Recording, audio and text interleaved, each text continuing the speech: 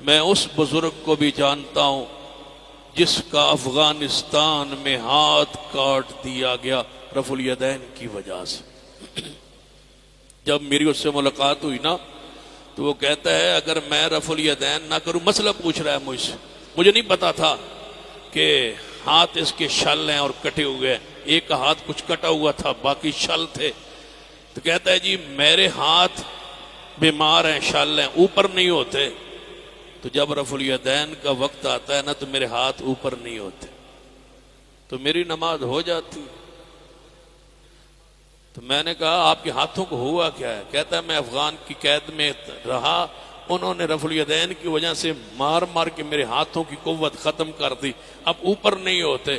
میں نے کہا بزرگوں پریشان نہ ہو، تمہیں تو دوہرا ثواب ہوتا ہوگا، جب رفع الیدین کا وقت ہوگا اور تم ہاتھ اٹھاتے نیکی کوشش کرو گے اور آگے ہاتھ نہیں اٹھتے ہوں گے، تمہیں تو دوہرا ثواب ہوتا ہوگا نا کہ تمہاری ہاتھ شل ہی پیغمبر کی سنت کی وجہ سے ہو۔ جانتے ہو غزنوی خاندان کو کہا گیا تھا کابل چھوڑ دو یا آمین اور رفع الیدین چھوڑ دو، تو خاندان غزنویہ کے چشم و چراغ نے فرمایا تھا رفع الیدین نہیں چھوڑ سکتا، کابل کو چھوڑ سکتا ہو۔ ہم نے قربانیاں دی ہے، ایک ایک سنت پر پیرا دیا ہے، ایک ایک سنت پر۔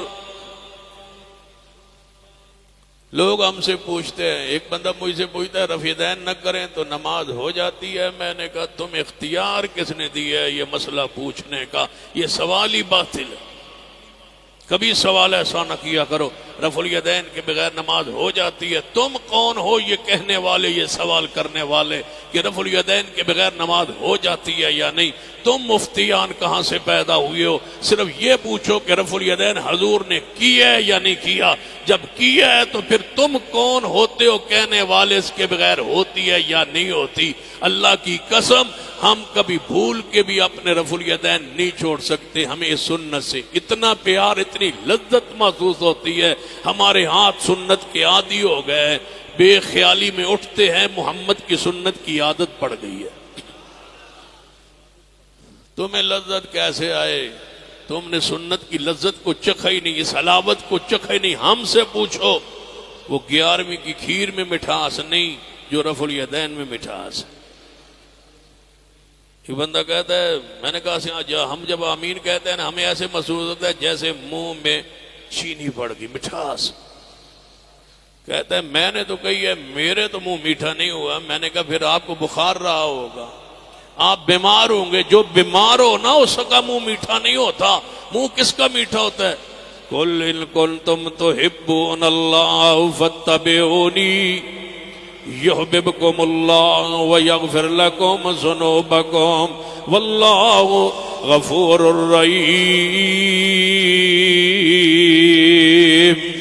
خالص اتباع کرے جو محمد مصطفیٰ صلی اللہ علیہ وسلم کی، اس کا منہ میٹھا ہوتا ہے، لذت محسوس ہوتی ہے، تسکین محسوس ہوتی ہے، سکون محسوس ہوتا ہے کہ میں نے سنت پر عمل کی ہے۔ اور رفع الیدین تو ایسی سنت ہے، ایسی سنت ہے، ایسی سنت ہے۔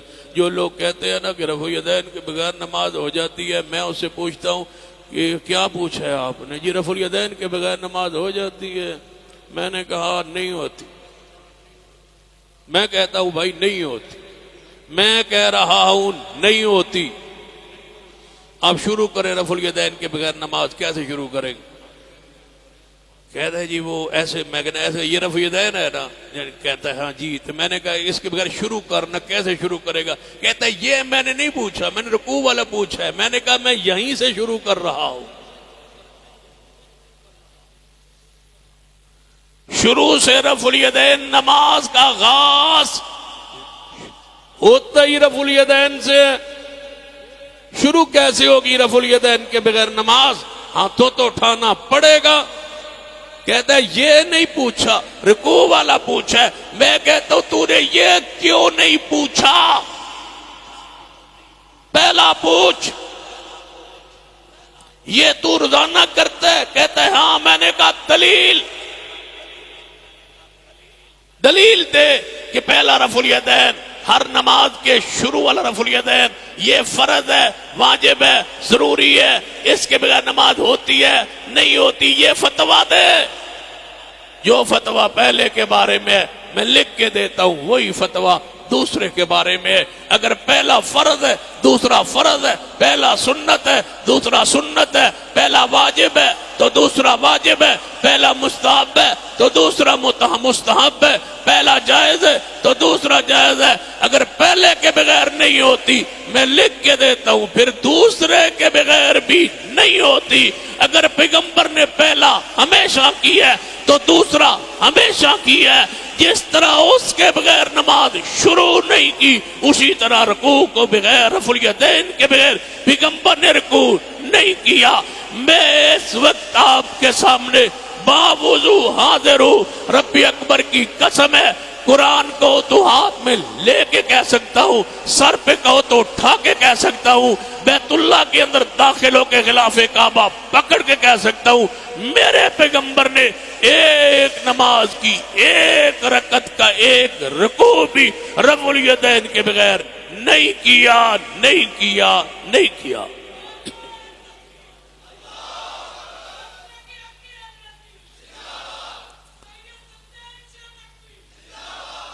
اب جو کہتے ہیں میں نہیں کروں گا اس حلف کے بعد بھی، تو اس کا گریبان اور میرا قیامت والے دن ہاتھ ہوگا، اور اگر میں نے مسجد میں بیٹھ کے غلط بیانی کی ہو تو ہاتھ تیرا گریبان میرا ہو۔